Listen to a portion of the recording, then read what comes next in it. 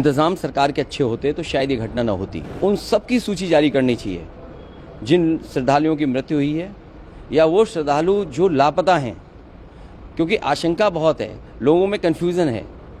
तो वो आशंका तभी दूर होगी जब सरकार पूरी की पूरी सूची जारी कर देगी। जो कुछ हुआ है उसमें सरकार की जिम्मेदारी है, भारतीय जनता पार्टी उससे हट नहीं सकती है। पीड़ितों से मिलने नहीं जाऊंगा क्योंकि बीजेपी के लोग ये आरोप लगाएंगे कि हम लोग राजनीति कर रहे हैं। इंतज़ाम सरकार के अच्छे होते तो शायद ये घटना न होती। जो बात ये कही जा रही थी कि इतने लोग श्रद्धालु आएंगे, लोग स्नान करेंगे, और कई सरकार के माध्यम से यहाँ तक आया कि ये अधिकारियों के लिए और खासकर जो सुरक्षा में लगे हैं उनके लिए ये मैनेजमेंट की स्टडी भी होगी, और उसके बाद ये घटना होना 25 लाख कम है और मदद करनी चाहिए। जिन श्रद्धालुओं की मृत्यु हुई है या वो श्रद्धालु जो लापता हैं, क्योंकि आशंका बहुत है, लोगों में कन्फ्यूज़न है। तो वो आशंका तभी दूर होगी जब सरकार पूरी की पूरी सूची जारी कर देगी। मृतकों की संख्या को लेकर भी कुछ कहा जा रहा है कि सही आंकड़ा है या और ज़्यादा है। जो लोग वहाँ पर जानकारी रखते हैं, जिनको जानकारी मिली है, ये घटना रात की है और अब तो वो बातें साफ हो गई हैं। समय बताने की, कोई 1 बजे की बता रहा है, कोई 1 बजे से पहले की बात बता रहा है। जो मुझे जानकारी मिली थी वो जानकारी मिली थी रात के 2:48 पर।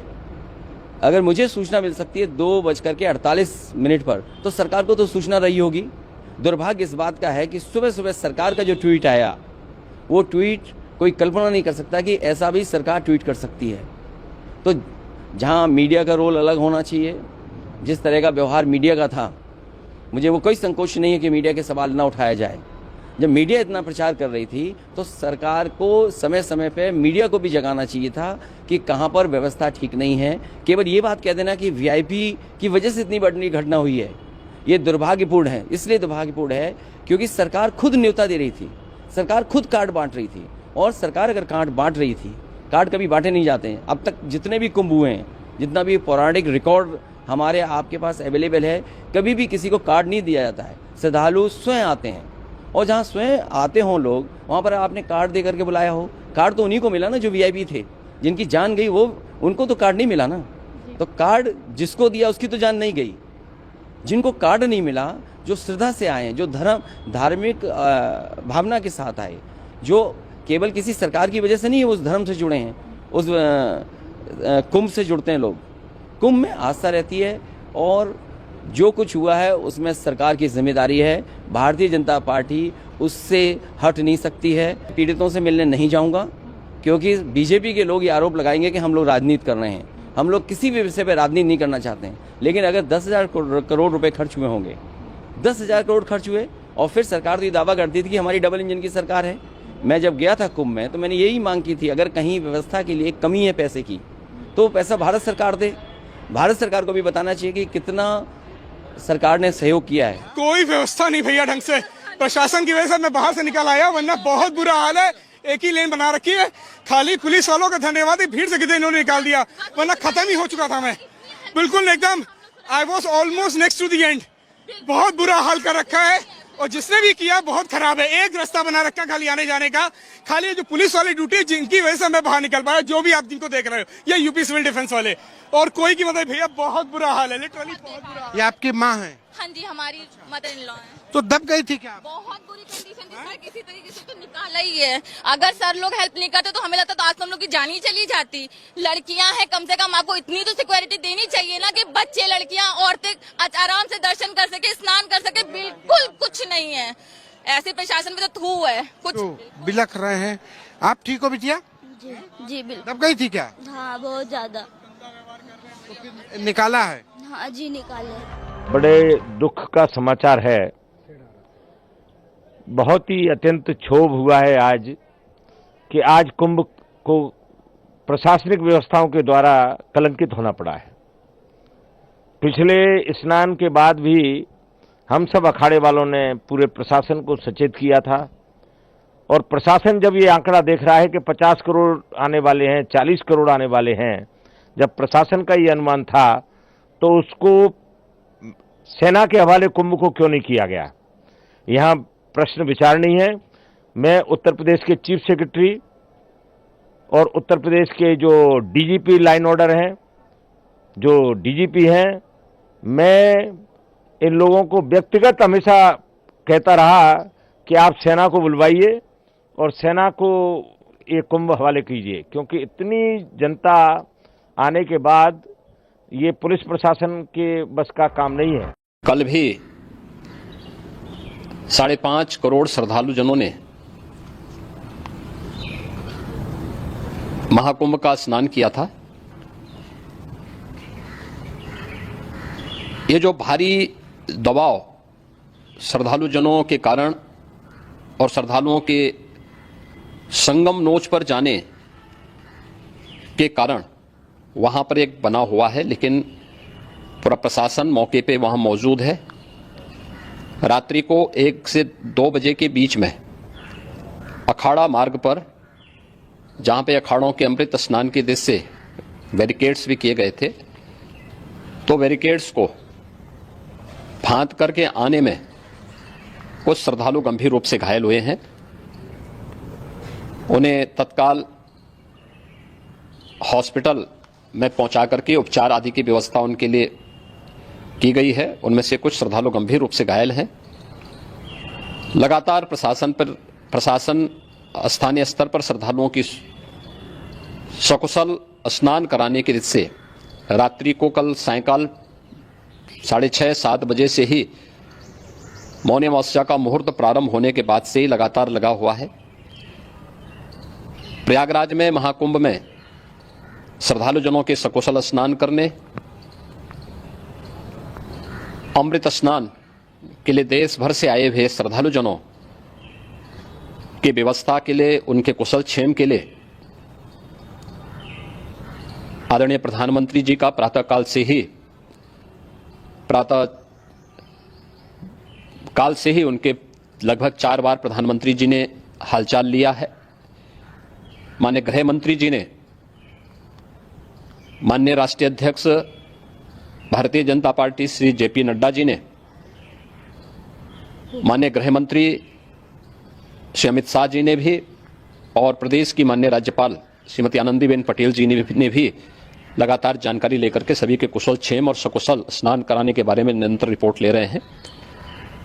हम लोगों की प्रातःकाल से ही श्रद्धालु जन जो भी आए हैं वे स्नान कर सकें, इसके लिए यहाँ पे उच्च स्तरीय बैठक भी चल रही है, जिसमें मुख्य सचिव भी हैं, डीजीपी हैं, प्रमुख सचिव गृह हैं, मुख्यमंत्री कार्यालय के अपर मुख्य सचिव के साथ एडीजी लॉ एंड ऑर्डर के साथ साथ अन्य वरिष्ठ अधिकारीगण मौजूद हैं। प्रयागराज में हालात वर्तमान में नियंत्रण में हैं, लेकिन भीड़ का दबाव बहुत बना हुआ है। अखाड़ा परिषद से जुड़े हुए पदाधिकारियों के साथ मैंने स्वयं भी बातचीत की है। आचार्य महामंडलेश्वरों से भी, पूज्य संतों के साथ भी मेरी बातचीत हुई है, और पूज्य संतों ने बड़ी ही विनम्रता के साथ इस बात को कहा है कि नहीं, श्रद्धालु जन पहले स्नान करेंगे और फिर जब उनका दबाव कुछ कम होगा और वे सकुशल वहां से निकल जाएंगे, तब हम लोग स्नान करने के लिए संगम की तरफ जाएंगे। अभी पहले श्रद्धालु जनों को, चूंकि देश भर से आए हैं, तो इसके लिए उन्हें सभी अखाड़े इसके लिए सहमत हैं और सभी लोग इस व्यवस्था के साथ जुड़े हुए हैं।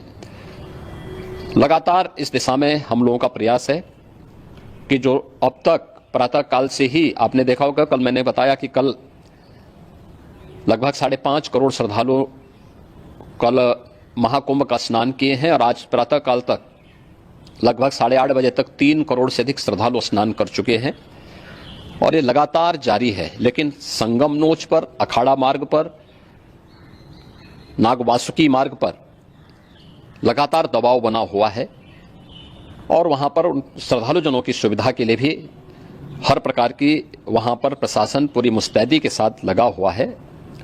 और इसीलिए मेरी अपील है पूरे प्रदेशवासियों से, पूरे देशवासियों से, और सभी श्रद्धालुओं से भी, सभी पूज्य संतों से भी, कि अफवाह पर कोई ध्यान न दें, संयम से काम लें। यह सब आयोजन सभी लोगों का है। प्रशासन उनकी सेवा के लिए पूरी तत्परता के साथ लगा हुआ है। केंद्र और राज्य सरकार पूरी मजबूती के साथ वहां पर हर प्रकार का सहयोग करने के लिए तत्पर है। लेकिन कोई किसी अफवाह पे ध्यान न दे। कोई भी व्यक्ति नकारात्मक अफवाह फैलाने का प्रयास करेगा उस प्रकार से नुकसान हो सकता है। और जहां पर हैं आप, लगभग 15 से 20 किलोमीटर के दायरे में अस्थायी घाट बनाए गए हैं, उसमें कहीं भी वे स्नान कर सकते हैं। आवश्यक नहीं कि संगम नोच की तरफ ही आए, क्योंकि भीड़ देखते हुए खासतौर पर जो बुजुर्ग हैं, बच्चे हैं, श्वास के रोगी हैं, उनको लंबी दूरी तय नहीं करनी चाहिए और जहां पर है वहीं पर आराम से पहले स्थिर होकर के कार्य करें, वहां पर रह करके। और जो नजदीक के घाट हैं उसी नजदीक के घाट में स्नान करेंगे। सब गंगा जी के ही घाट हैं और गंगा जी के इस घाट में वही पुण्य प्राप्त होगा। ये मौनी अमावस्या है, मौनी अमावस्या में स्नान का महत्व है। संगम में स्नान का दबाव बहुत ज़्यादा है, इसलिए सभी लोग अगर वहाँ पे इसमें अपना सहयोग करेंगे तो सकुशल हम सभी श्रद्धालु जनों को वहाँ पर स्नान करने में सफल होंगे। और फिर इसके उपरांत अमृत स्नान के लिए पूज्य संतों से भी, अखाड़ों से भी हम लोग अनुरोध करेंगे। जो घायल हैं, गंभीर रूप से घायल हैं, उनके उपचार की तत्परता के साथ व्यवस्था भी की गई है। उन सबके सकुशल स्वस्थ होने की भी हम कामना करते हैं। लेकिन मेरी अपील होगी कि कोई भी नकारात्मकता न फैलाने दें और न किसी अफवाह पर विश्वास करें।